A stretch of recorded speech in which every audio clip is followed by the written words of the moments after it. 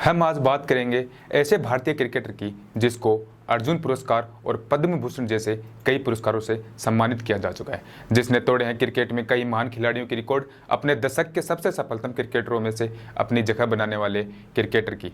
नमस्कार, मैं विश्वजीत शेखावत और आप देख रहे हैं थिंक 360। जी हाँ, हम बात करने वाले हैं क्रिकेट के लिटिल मास्टर कहे जाने वाले भारतीय क्रिकेटर सुनील गावस्कर की। सुनील गावस्कर, जिनका जन्म 10 जुलाई 1949 को मुंबई में हुआ था, जिनका पूरा नाम सुनील मनोहर गावस्कर है। गावस्कर को विश्व के महानतम सलामी बल्लेबाजों में से एक माना जाता है। गावस्कर ने 1966 में अपने स्कूल के लिए खेलते हुए वर्ष का सर्वश्रेष्ठ स्कूली क्रिकेटर भी नामित किया था।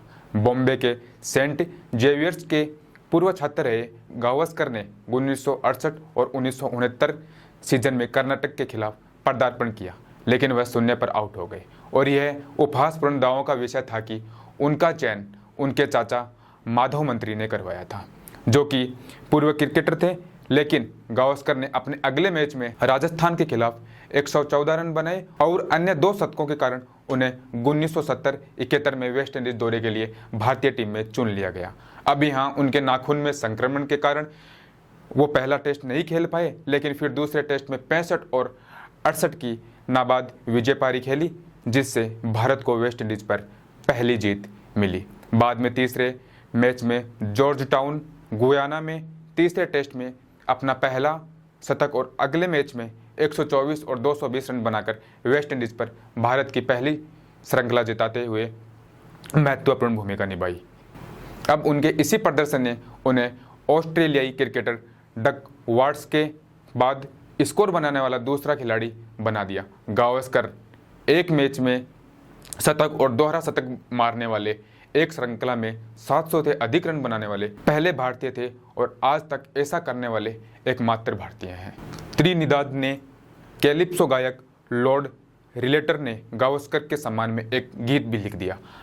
अब अगला दौरा इंग्लैंड में 1972-73 में भारत में किया और यह गावस्कर का पहला घरेलू दौरा भी था, लेकिन उनका यह दौरा काफ़ी हद तक निराशाजनक रहा और यहाँ उनकी आलोचना होना भी शुरू हो गई। लेकिन जब 1974 में भारत इंग्लैंड दौरे पर गया तो गावस्कर ने ओल्ड ट्रैफर्ड स्टेडियम में दूसरे टेस्ट में गावस्कर ने शानदार 101 और 58 रन बनाए और उनके सारे आलोचक शांत हो गए। 1977-78 में गावस्कर ने ऑस्ट्रेलिया का दौरा किया और यहाँ पहले 3 टेस्ट मैचों की दूसरी पारी में लगातार 3 टेस्ट शतक लगाए।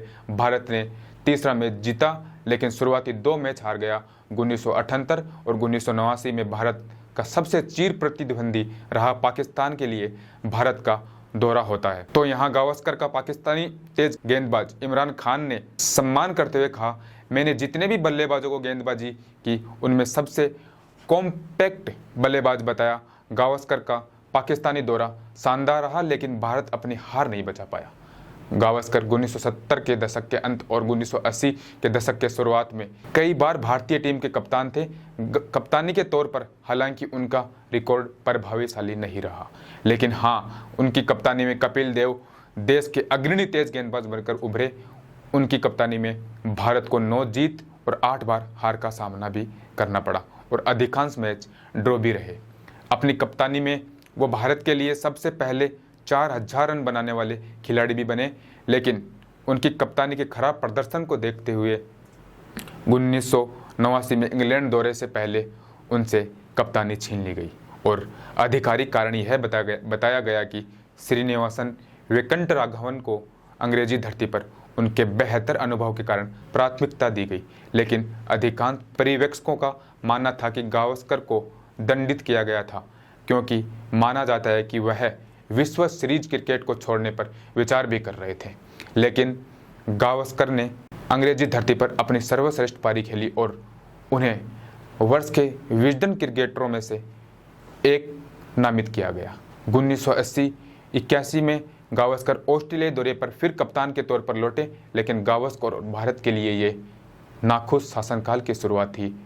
यहाँ उनका प्रभाव एक विवादित घटना के कारण था। मेलबर्न क्रिकेट ग्राउंड पर जब ऑस्ट्रेलियाई एम्पायर रेक्स व्हाइटहेड ने आउट दिया तो उन्होंने अपने साथी बल्लेबाज चेतन चौहान को मैदान से बाहर जाने का आदेश दिया।